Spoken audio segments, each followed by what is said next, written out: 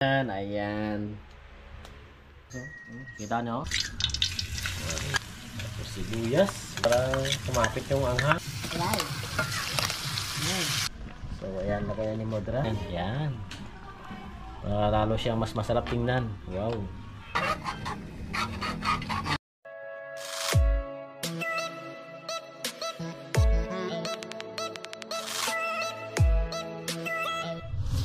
Yo, what's up mga kamex? Good morning, good morning. Ayun, tanghali na pala mga kamex. Time check tayo mga kamex. So, ayan o. So, for today's video mga kamex ay mayroon akong papakita na lulutuin ni Modra. At syempre, bago ang lahat, gusto ko magpasalamat kaya Villamor Antonio at kay Nang Miriam Candaso. Ayan, maraming salamat po sa inyong sponsor na ay, karatungan. Ayan mga kamex, so, karatungan. Ayan. Karatungan. Pakita lang namin mga megs. Ayan. So, ano ang gagawin natin, Modra? So, ilaga mo na para lumambot. Ayan. Para mas madali. Gagamit kami ng pressure cooker mga kamegs para mas mabilis siya lumambot. At medyo mahaba ang proseso nito mga kamegs. Kaya tutuloy natin mamaya. So ngayon muna, ipapakita natin na ito nga yung pressure cooker natin, yung ating karatungan o popper fish makameg. Ayan o. Diba? So yun nga, gano'n sabi ko kayo na maraming salamat talaga kay Villamor Antonio at kay Nang Miriam Candaso. Ayan, maraming salamat po sa inyong popper fish. Ayan. Siyempre, bigyan natin kumbaga sa amin makameg, sa aming lingwahe. Galawan naman karoon si Villamor. Gusto na matirawan ang luto ni nanay kay kang niligad. Nagtao mata na kang almang mga kamegs, nabigay si Villamor ng almang at niluto ni Modra siyempre at nagustuhan naman ni Villamor. At yung nga sabi niya baka next time mayroon ulit magpapaluto ulit siya. So ito na nga. Ito na nga mga kamegs. Ayan, gusto na namin i-share kung paano linisin to mga kamegs, paano tanggalin to mga tinik-tinik niya. Papakita namin mamaya hanggang sa pagluto niya mga kamegs para matanggal yung lansa. Yung diskarte ni Modra ng mga lutong matatanda ng unang panahon. So ayan mga kamegs, sasalang na ni Modra. Abangan nila mamaya mga kamegs ang continue ng video na to kapag malambot na yung atang popper fish. Yan. Okay, mabigat at aming yung-yungan. Yeah. Okay. So, yan na mga kamegs. Ready na, ready! Alright. See you na lang mamaya uli. Woohoo! Let's go! So, ayun mga kamegs. Lumipas na ang ilang oras ba? Siguro mga 30 minutes. Hindi, mga 20 minutes namin siyang pinakuluan. At ito na nga yung resulta mga kamegs. So, kailangan na, pero ano na yan after ng 20 minutes mga kamegs, pinalamig muna namin at bago namin siya kung sa amin nga lingwahe binahit ba. So, dito na si Modra. Ayan na. Ready na sila. Ito na yung mga kamegs. So, buksan mo na Modra para makita na nila. At may salin na natin sa labador. So, pag haluto naman to, kung gaano kalansa, ganoon din kasarap yun mga kamegs. So, ayun mga kamegs. Update na lang kayo mamaya kapag siguro malapit na matapos namin ito kasi medyo mahaba ito mga kamegs. Mga ilang oras. Malaking memory yung makakain niya pagka di natin hininto yung camera natin mga kamegs. So, balikan na lang namin kayo mga kamegs. So, alauna pa lang yan mga kamegs. So, yun lang. Balikan na lang. Update na lang mamaya. Alright. A few moments later. So, okay na siya mga kamegs. Okay na to. Chinik ko na. Okay na siya. Ayan na yung tsura niya pag natanggalan ng ayan. So, bigay natin kay Modra to mga kamegs. At siya na maghihimay-himay nito. Ako na mag-mix. Ayan mga kamegs. Tingnan nyo si Modra. Yan. Ganyan yung paghihimay niya mga kamegs. Yan. Malinis naman ang kamay niyan eh. Wow. Kapag hugas naman yan mga kamegs. Kanina pa kaming naghahamak kamay dito eh. So ayun lang. Abangan nyo mga kamegs kung paano lutuin ni Modra yan. Para matanggal yung kanyang lansa. At masundan nyo rin mga kamegs. Magkakaroon ng idea. Siguro naman nagluluto din kayo ng ganito. Pero sa mga hindi pa nakaranas or hindi pa naka-experience na magluto nito mga kamegs, tingnan nyo yung paano lutuin ni Modra mamaya. Alright. So magta-time check mo tayo. Anong oras na? Ayan, di ba? Ang haba mga kamegs, oh. Alas 2. Di ba kanina 12:45 kami nagsimula. Tapos kami alas 2, no? Di ba? Mga 2 oras mahigit. So, yun lang. Abangan nyo maya-maya mga kamegs kasi after nito, papahinga muna kami. Para kasi sa dinner to ito, alas 5 ng hapon siya lulutuin. So doon natin babalikan mga kamegs kapag iluluto na ni Modra. Alright, babay na muna. 2,000 years later. Yo, what's up mga kamegs? Lumipas ang ilang oras. Time check tayo mga kamegs. Ang oras natin ay 5:20, 25. Ayan. So, nakatulog na tayo. Nakapagpahinga tayo mga kamegs. Ganun si Modra. Nakapagpahinga din siya. Nakapagpahinga din si Sophia, yung ating videographer. Tapos, syempre mga kamegs, papakita ko lang. Ito na yung ating ginkunot kainagay nga ating puffer fish. Yan. Tapos, ito yung kanyang mga ingredients mga kamegs. Siyempre, kailangan bastante sa sibuyas. Bastante sa luya. Yung luya, depende yan mga kamegs sa gusto nyong slice. Bastante sa bawang. At siyempre yung ating dapat meron talaga tayo nito mga kamegs. Alam nyo kung ano to, diba? Paborito na lahat, sili. Tapos meron tayong powder ng atswiti mga kamegs. Ayan. Gagamit lang si Modra ng bitchin. Tsaka asin. Tsaka siyempre yung ating suka mga kamegs. Dapat talaga may suka. Dato puti sana kasi wala eh. So ito lang. At tsaka mantika. So ready na tayo mga kamegs. At magsisimula na si Modra. Ito si RR. Hi RR. Ayan. So maglalagay na si Modra ng mantika. Ayan. Ahos.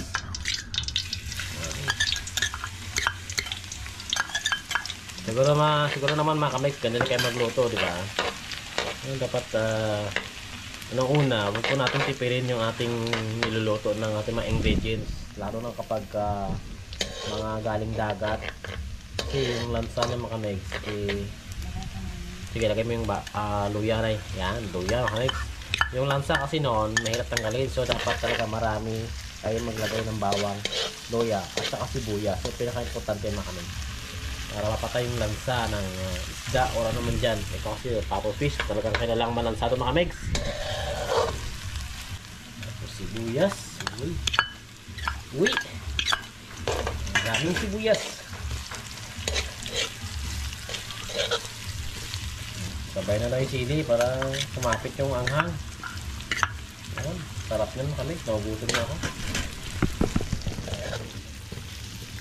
Nakakagutom na siya mga kamegs.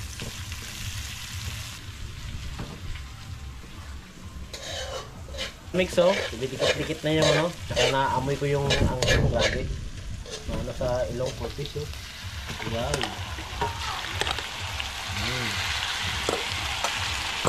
Yan.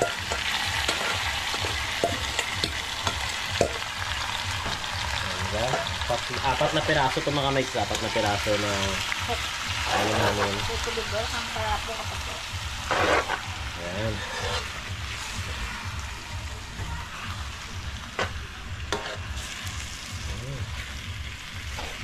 Ito natin.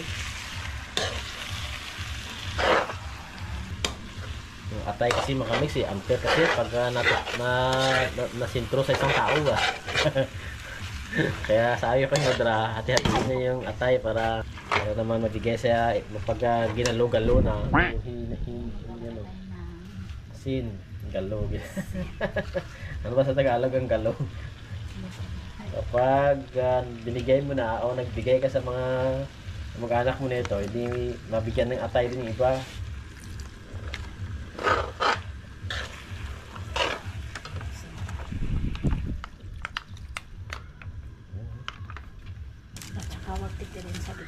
Yan, sa bitchin daw sabi ni Modra. Talagang noot-noot yung lasa niya mga kamegs.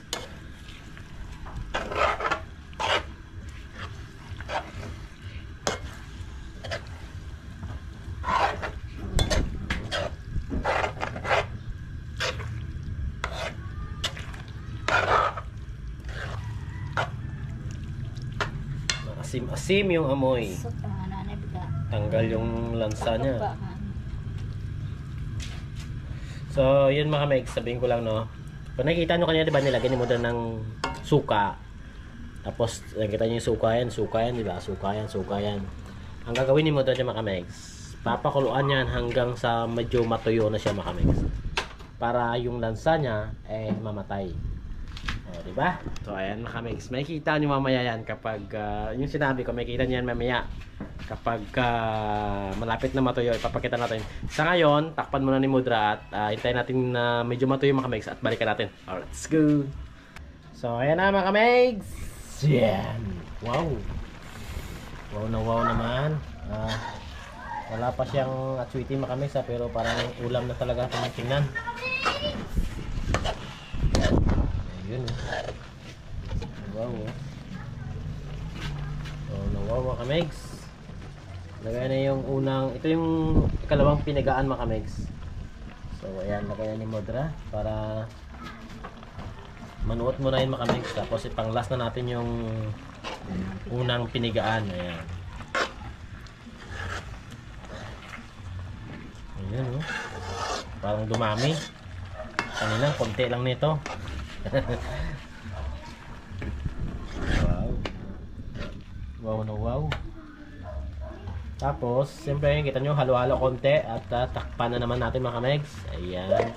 Tapos, balikan na naman natin mamaya para ilagay yung unang piga ng gata. Alright. So, ayan mga kamigs, lalagay na yung ikalawang gata natin, no? Para maluto na. Tapos, sige na nga. Wala na ang dami salita. Para makakain na tayo mga kamigs. Wow. Tanggal na tanggal yung ano. Tanggal yung tawagan.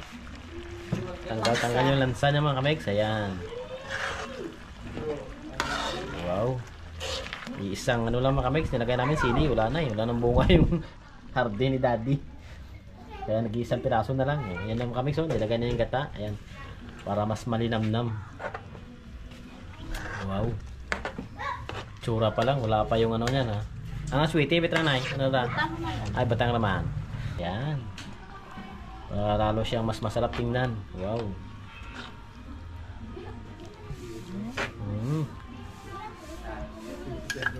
Ang sarap tingnan.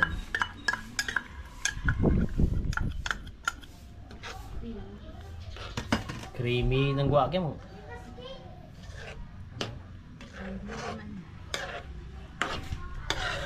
Dawin express tama. Ayun no.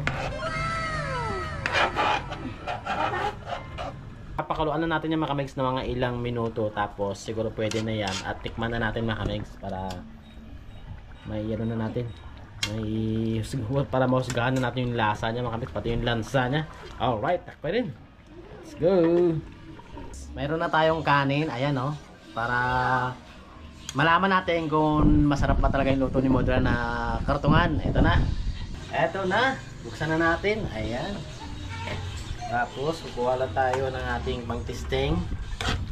Ano? Wow. Wow, makamis. Wow. Lagyan natin ng kunting atay para binamano, kunting sabaw na may butas yung luwag natin, makamegs. Hindi mabawasan ng sabaw. Takpan mo natin, makamegs. Huwag na. So, ayan, makamegs. Ito na tayo, makamegs. Natin naman lasa nito. Siyempre unang subo para sa ating mga kamigs. Tignan na natin.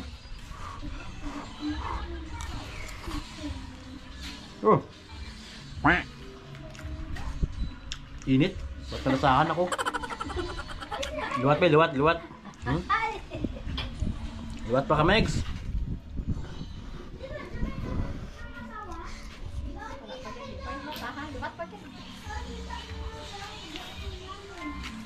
Init. Init mga kamigs. Last. Ipon na gilawid para hindi malasahan tara na. Yeah.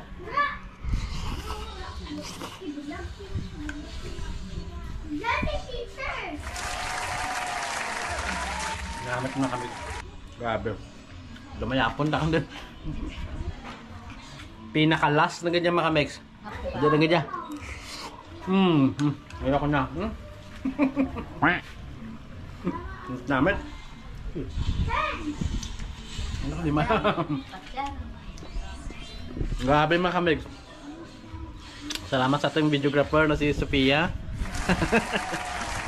Ang namit-namit mga kamigs. Grabe. Linamnam.